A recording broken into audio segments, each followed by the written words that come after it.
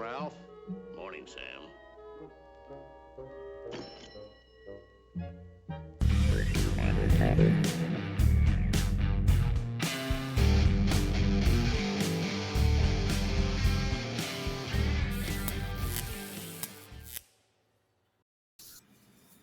Hey, everybody. Welcome back to Morning Sam, Morning Ralph. This is the podcast for restaurant technology professionals. And I'm really excited today to have a couple of guests that have been in the digital menu space now since 2006. So you can say that these fellas are absolutely pioneers in digital menus. So Gregg Zinn and Peter Anselmo are here to talk about the evolution of the digital signage industry and how much it really means to restaurants. So Gregg and Peter, welcome to the show. It's great to have you guys. Thank you, Hey, Paul. thanks for having us. Gregg, let me start with you. One of the things that I find really interesting about what you do is that when you walk into a restaurant and you see digital menu boards in place, you get a sense that this is a restaurant that kind of has it together. Tell me, how have digital menu boards evolved to almost become now an expectation? Yeah, sure. It's a great question, and as you mentioned, we've been doing this for nearly 20 years, and even before that, I had been doing digital signage initiatives in the 90s. So I've seen the evolution of digital signage, and in particular, digital menu boards. The reality is, communication, marketing of the materials or the messaging for patrons of a restaurant. The opportunity is changing in a very dynamic way.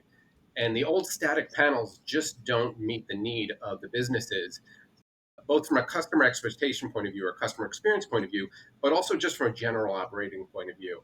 I mean, if you really think about it, the supply chains and all of the things that impact how a business is going to be successful, and then on top of that, the customer experience, all of those things come together, and static menu boards just don't cut it anymore. And they really haven't for a long time. And you mentioned, you walk into a restaurant and you see digital menu boards, and you see a business who understands it and gets it. And particularly the restaurants who are doing it really well.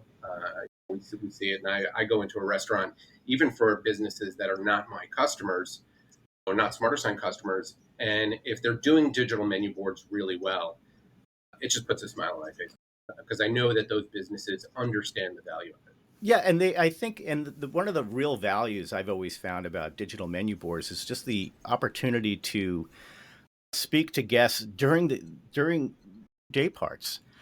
Let's talk about breakfast during breakfast. Let's talk about lunch during the typical lunch day part. And maybe, Peter, can you talk a little bit about day parting and how digital menu boards has brought that really to the next level for restaurants?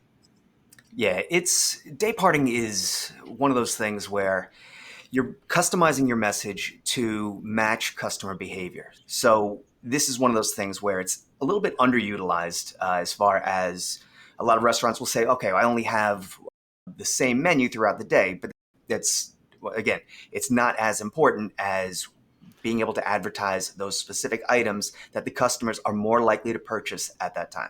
Right. So you almost have an opportunity to create call outs. You can design a digital menu where there could be a space dedicated to a specific menu item or a specific limited time offer.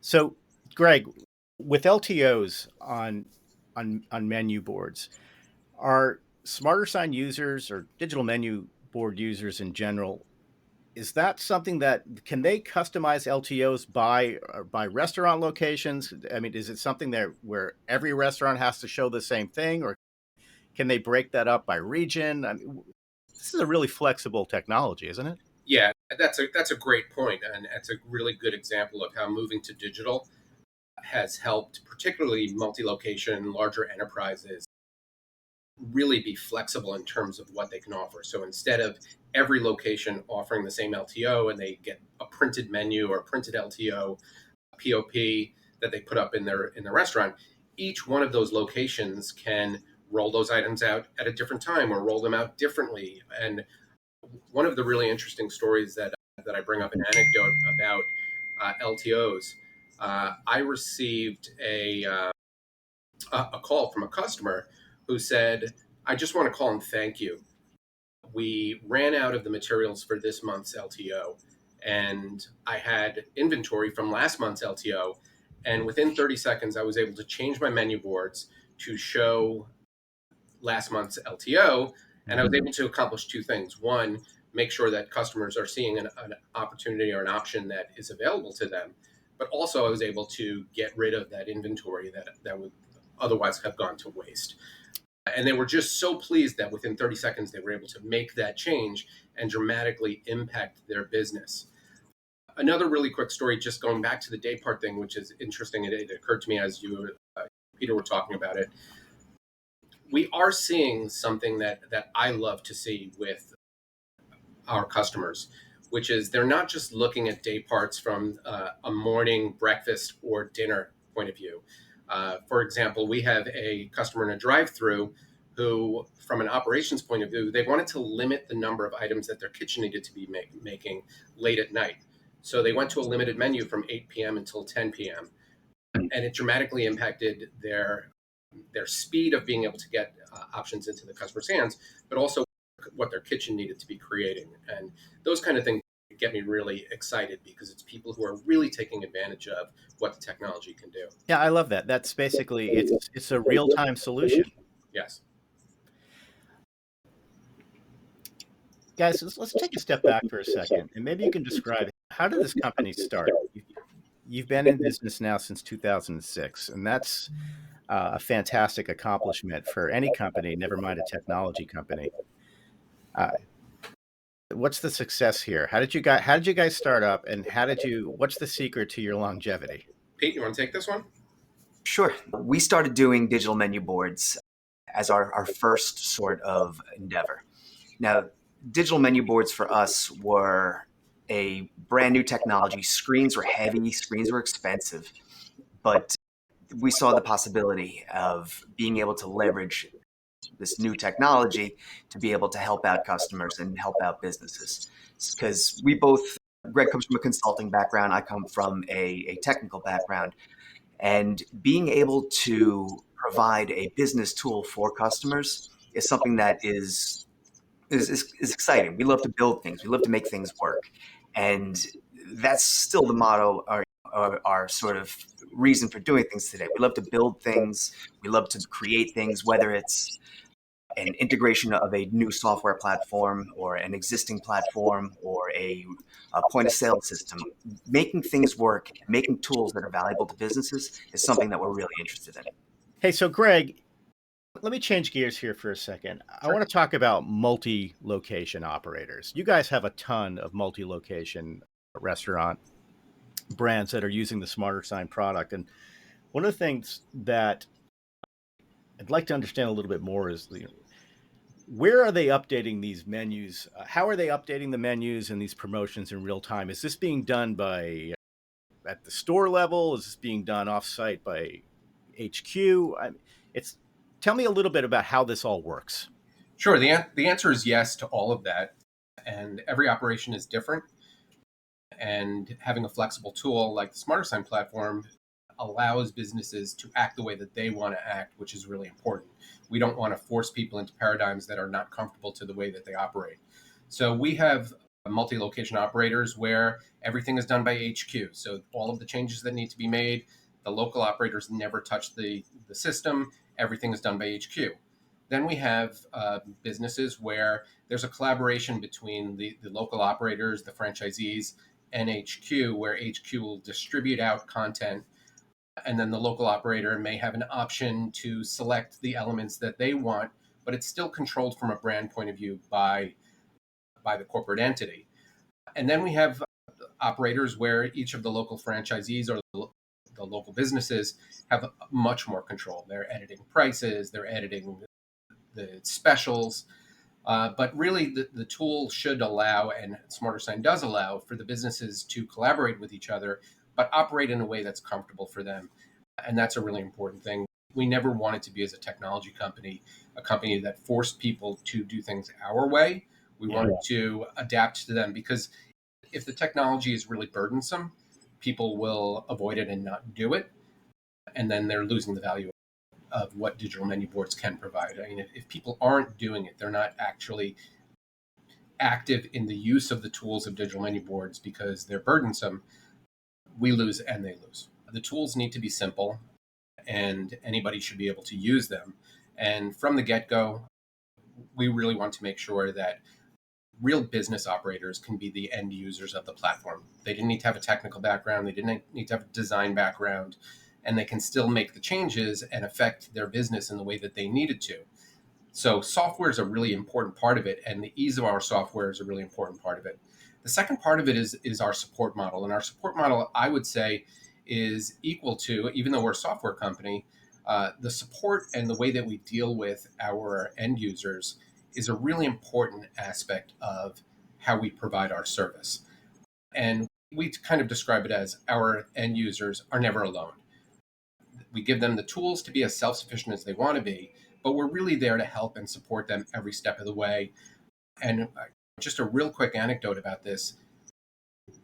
When we started the business, Peter and I talked about the support model, and we said, no matter how big we get, no matter how many customers we have, we should always stay intimate with the customer experience. We should always understand what those customers are dealing with so that we can make the best product and provide the best service against that product. And to that end, we will still take a percentage of the support calls that come in. I will pick up the phone and I will talk with a customer who needs support. And it allows me and Peter does the same thing. It allows us to really understand firsthand what the customer is experiencing and what their needs are so we can improve our service and we can improve our product. Yeah. Is SmarterSign helping your clientele, like choosing screens and how to buy them, how to install them? Tell me a little bit about how that works. Are you working with installers and resellers? What's that process look like? Sure. And really, at our core, we are a software and design company. Like, we make amazing software and solutions for businesses. We don't manufacture screens. So for us to purchase a screen for all of our clients we don't really add much value to that part. So we can make recommendations because we know these screens that are going to work best. We'll work with the company to be able to come up with the best screen for their application because there's a lot that goes into it. However, we don't add any value, like I was saying before. So we would make recommendations for screens. Some companies need a sole provider, and we can pass along those screen recommendations or purchase the screens for our clients that need that single source provider. But in reality, we don't add value. So let's just stick to what we do best. Yeah, Paul, one of the things that we've seen on the screen front, and just from a financial point of view, when we started out the business, the difference in price between a consumer display and a commercial display was significant. So the choice for a business was a big choice. And you were talking about sometimes 2 or 3 times the cost Wow. for a commercial display against something you'd get at a big box store. But there's a lot more parity now in pricing, and the cost difference could be 20%, 30% more as opposed to 2x or 3x. And the value of the commercial display is absolutely there. When people understand, when business operators understand what they're getting, including things like the warranty on a commercial display is totally different than a consumer display. As a matter of fact, if you take a consumer display and bring it into your commercial business, you void the warranty. So basically, you have no warranty on the display. With a commercial display, typically the warranties are 3 years to 5 years, Right. and they're on site. So you don't have to depot the screen. You don't have to pull it down off your wall and bring it to a place or ship it to somebody. Usually they're on site warranty. Another important, as I recall, another important thing that you have to think about with these commercial screens is how long they're going to be on, right? Yes. That also has to factor into the buying equation, I guess. Is it going to be on 16 hours a day, 24 hours a day? Yeah.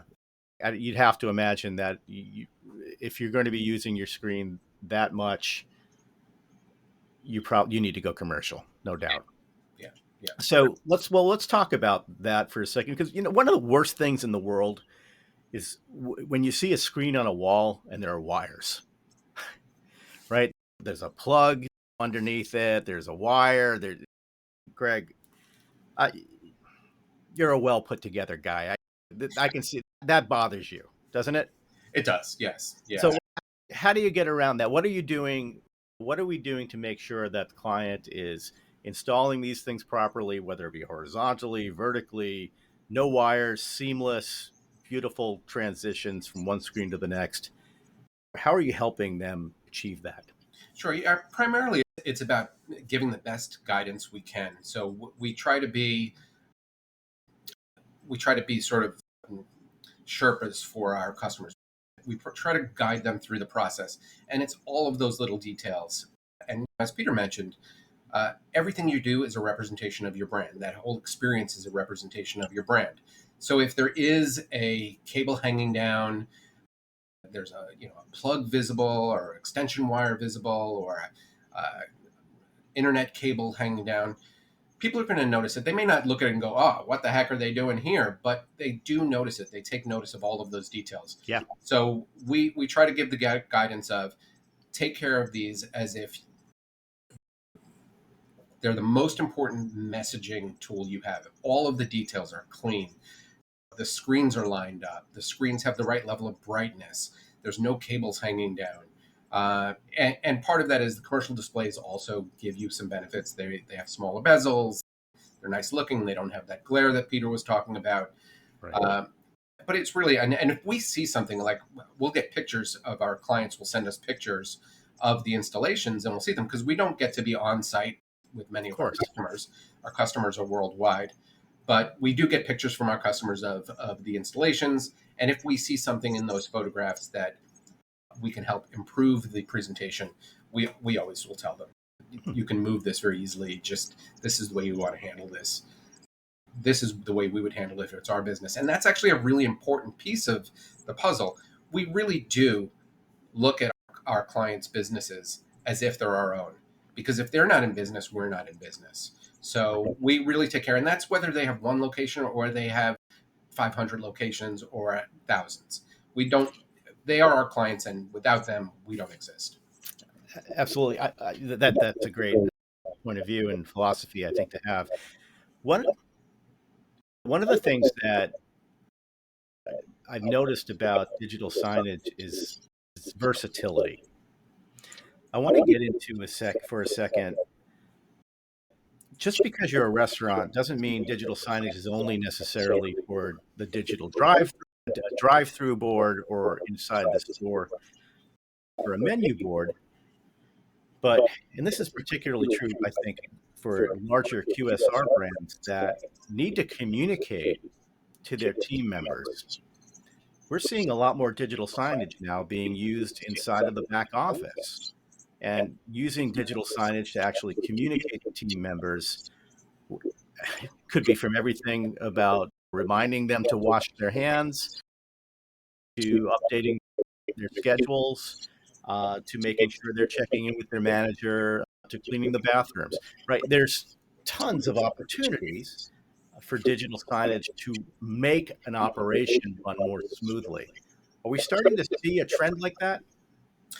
Yeah, we are. And it's actually an interesting thing because we're seeing the use of digital signage for the total operation really being looked at in unique ways. And again, whenever I see it being done, or whenever we can make a recommendation to a company to do it, it makes me smile because we're just making businesses more efficient. I'm going to give you some examples of how we're seeing digital signage used outside of digital menu boards.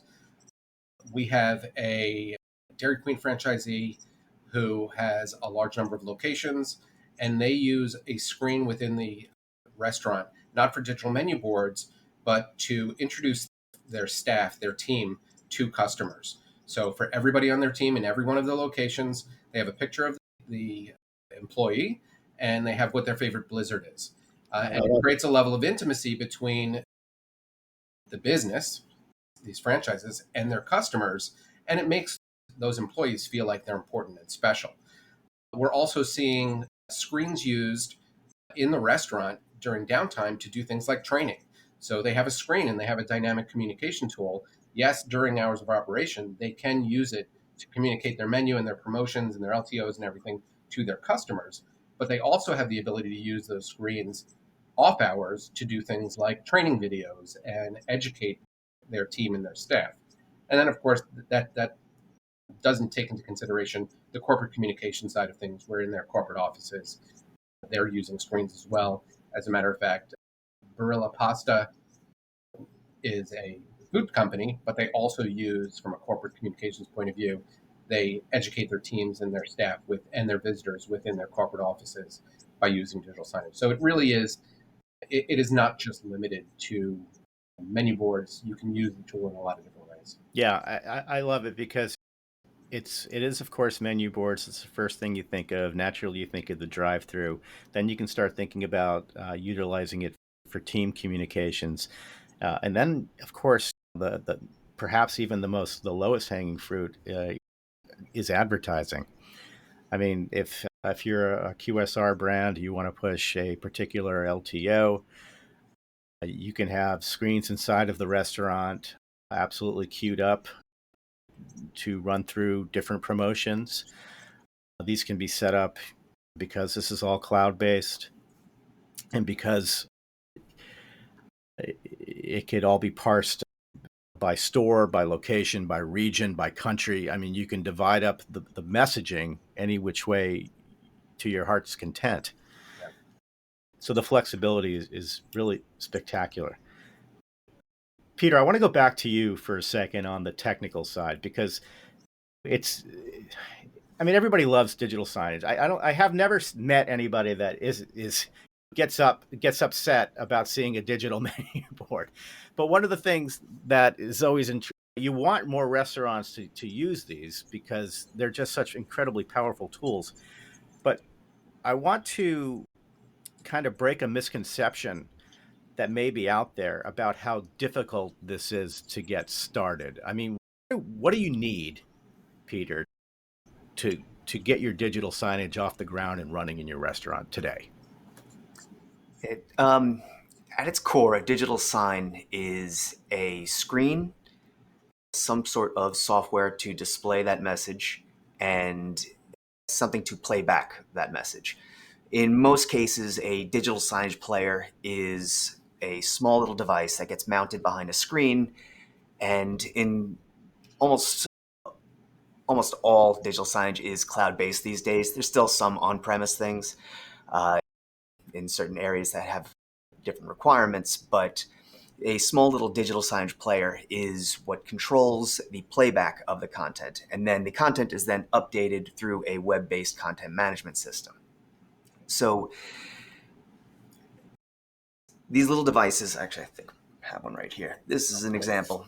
A device like this can get mounted behind the screen and it just connects to the network. Very easy to set up. You can connect it either hardwired or Wi-Fi, and it's preloaded with software, so that cloud-based software is in constant communication with the servers. So whenever you make changes in that web-based content management system, it gets sent out to these devices, stored locally for playback, and will continue to play back everything that you have scheduled, all of your day parts.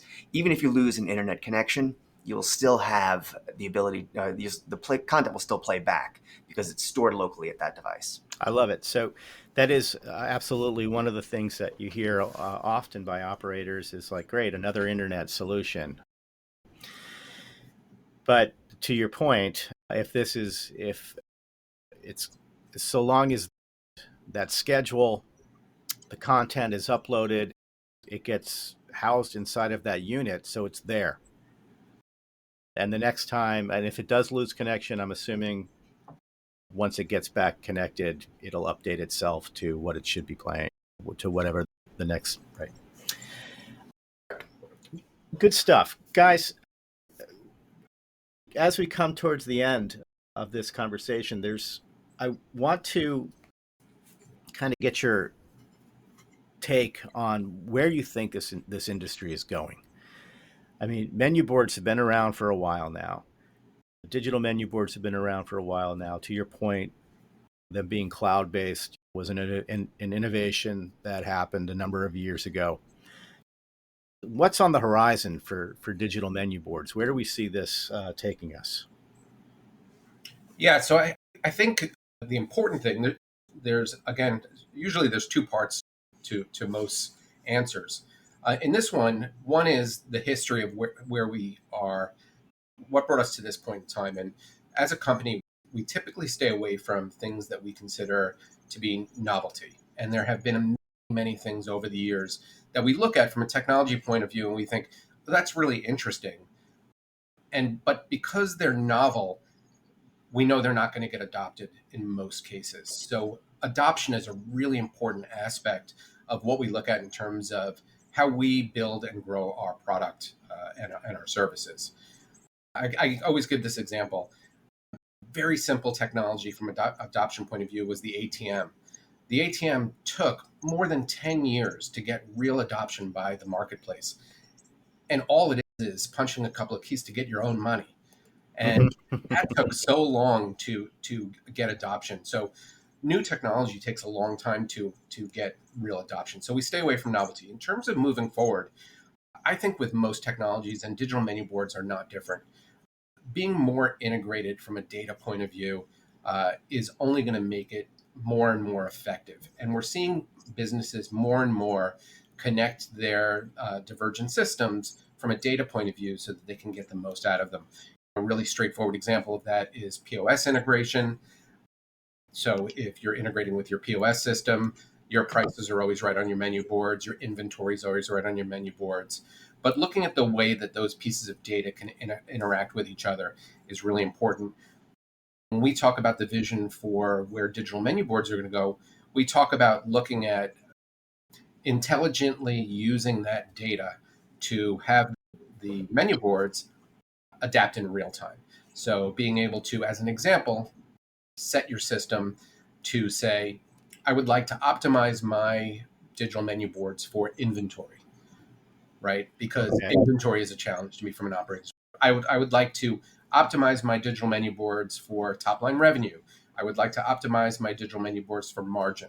So having those simple cues be able to interact with that data set. So when you ask me where the future is, I think the future is merging all of that data, using that data in a very intelligent way to make the systems operate more efficiently and get more value from them every day.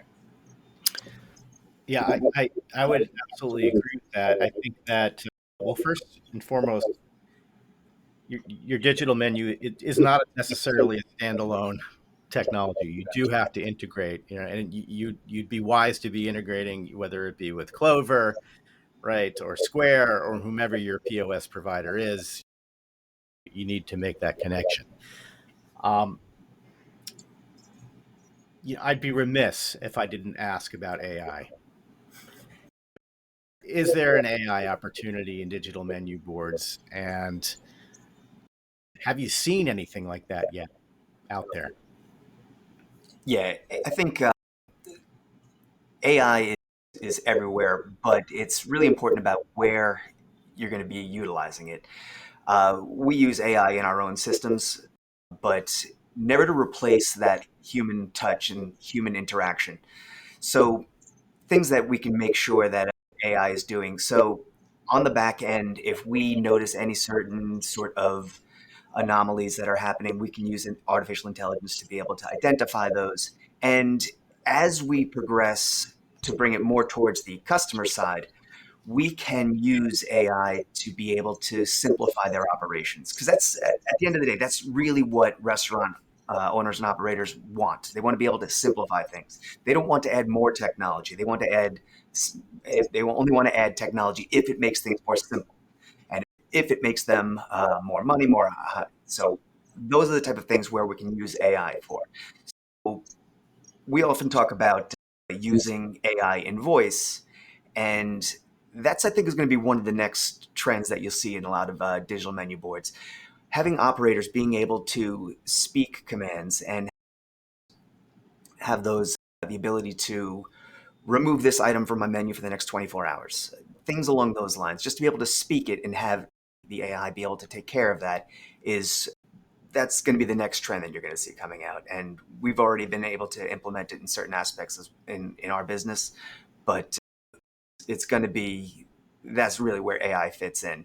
Yeah. Not to replace, oh, I have a problem with my screen. Oh, talk to my AI chatbot, because that's not an experience that anybody wants.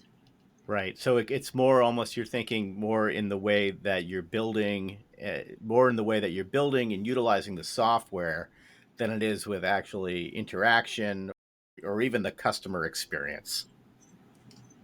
Yeah, and I think from the customer experience, being able to use AI to target certain customer behavior is one of those things where it's going to be important.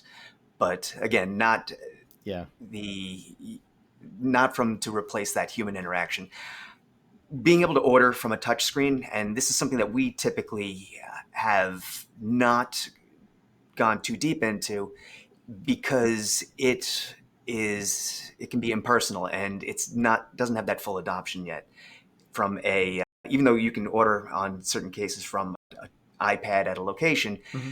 talking to somebody and telling them that, hey, listen, just don't put this on there, and instead of having to type in to no salt on my fries, Right. it's a time and a place for everything, and I think that's sort of where AI fits in. Well, yeah, I mean, that's an interesting point because I think it goes back to the diversity and flexibility of digital signage to begin with, because you're definitely seeing a trend now in restaurants, particularly in QSR, with kiosks. Kiosks are major restaurant brands are spending gajillions of dollars on kiosk conversions inside their restaurants for a number of reasons. For the most part, it boils down to people happen to buy more when they're ordering on their own at a kiosk. But a kiosk is really just kind of a touch enabled digital menu in a lot of ways. But I think that there's definitely room for there's going to be growth on the kiosk side, but where I do believe another major growth area for digital signage is elsewhere inside the footprint of the restaurant. It's one thing to interact with a screen that's directly in front of you. I think it's another thing to communicate effectively and create the ambiance that you want, to create the design that you want, to create the brand that a restaurant is looking for. And there's really no better way to do it than with really large, nice, well lit, well designed, beautifully crafted, uh, branded advertisements and just brand aura. I like to think of it as that can be conveyed through a screen. So before we wrap up, I there's a part of my podcast that I love to do with all of my guests, and it's a little segment I like to call "Hate to Tell You But." And this is kind of an opportunity for you to right a wrong, bust a myth, correct a misconception out there about what it is what about digital signage. So, Greg, give me your hate to tell you but. Oh, wow. Yeah, it's kind of funny coming from a technology company for me to say this, but I really feel strongly that, particularly in the restaurant industry, it is an experience going to a restaurant. And as the price of going out to eat is becoming higher and higher, making a valuable, good experience for those families, for those customers, is really important. So I don't like when people push too hard into technology to maximize their operation at the expense of the service side or the experience side of what their customers are going there for. We don't want people to sit at home and eat. We want people to go and sit around the table. And really, eating is probably the most important social activity people do with each other now. People are face down in their phones, on the elevator, they don't even look at each other. So when they get to a restaurant, being able to sit around with each other and have that experience. So I see the restaurant world, and I see dining out in particular, whether it's fast food or fast casual or fine dining, I see that experience as really important. So pushing too quickly into technology for the sake of pure operational efficiency, to me, is a mistake. We got to remember what we're all doing this for. That's right. And that is to create experiences for families so that they can sit around and laugh and make memories together. I couldn't agree with you more, Greg, because I think one of the things that our industry, particularly on the technology side, we really do get excited about the brightest, shiniest objects. But at the end of the day, it's about hospitality. And listen, usually the best technologies are those that you don't even notice. They're invisible. And I think a digital menu board could be like that because you walk in and you're presented with a beautiful signage, with beautiful food, and everything is clear and it's there, and it just adds to the experience. Mm-hmm. It's very visible, but it's invisible because it's branded the right way. Everything coalesces and feels like this is part of the brand. Yeah, I agree with that perspective 100%. Yeah. Fellas, this has been great. I really appreciate your time today. We're up against the clock. But before I go, please tell the audience how they can find you, how they can get in touch with you if they're interested in digital signage and digital menu boards for their restaurants. Sure. So obviously you can go to our website, www.smartersign.com, although you don't even say, I guess you don't have to say the www part anymore. I'm just used to it. Also, call us toll free, 888-907-6278. We'd love to talk with you about your business, what your opportunities are, what your challenges are, and how we can help. And you will find that the experience of support that you get from that very first conversation is going to be unmatched in the industry. And we really take it very seriously in terms of making sure that we make it as easy as possible for everybody and that they're getting the most value out of it. Excellent. I'll make sure I put those links inside of the show notes. Fellas, it's always a pleasure. I wish you the happiest of holidays. Thank you, Paul. You as well. Be well. Yeah, thank you. Have an awesome one. Thank you. All right. Good job, guys.